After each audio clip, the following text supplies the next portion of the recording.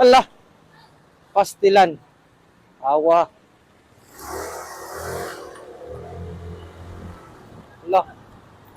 Hit and run, bay. Hit and run ka, pre.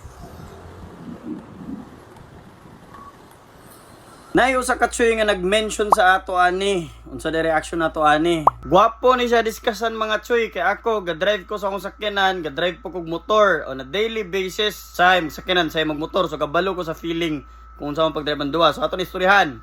Una, sa dalan, ikaduha sa SUV, ikatulo sa motor so paminaw. Sa dalan sa ta mga tsoy ha.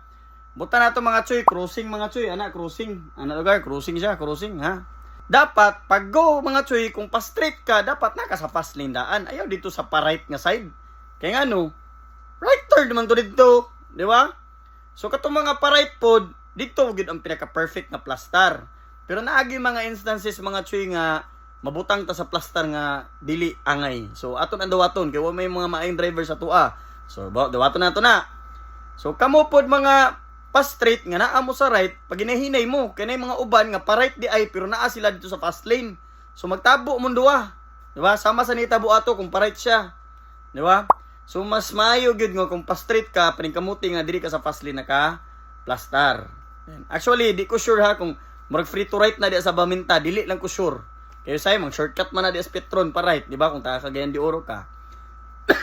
So ana ara, to shortcut to ng dalan para largo ta sa pagkatsuy sa SUV.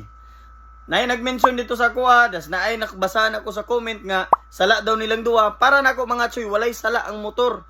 Bisan pag naa siya diri sa right nga side nga pa straight day siya, wa siya sala para nako lang ha.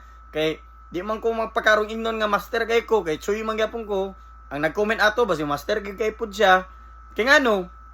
Kung pa right man ito, ngano mo siya ni signal light? Di ba? Ngano mo ni signal light ng SUV?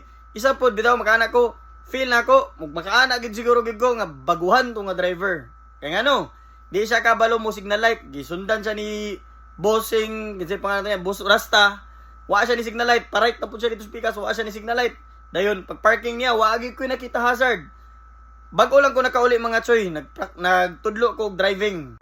Nya, karon ako gyud ang ginaingon sa akong mga tudluan. Pag mo parking gani ka, i-on imong hazard para ma-aware ang nasa likod nga, uy, so may himuon ani. Kasi mo tumbling ni or unsa ba, at least aware siya, di ba nga nag-hazard ka ay mo parking da ay ana. So final verdict nako baguhan gito siya ay nakatsuy pod niya wa niya ginungan ni dagan ra pud siya bay ambot so kay nitabo kani si Boss Rasta pod inoon na caught on cam niya makatabang na sa insurance kung na may insurance sa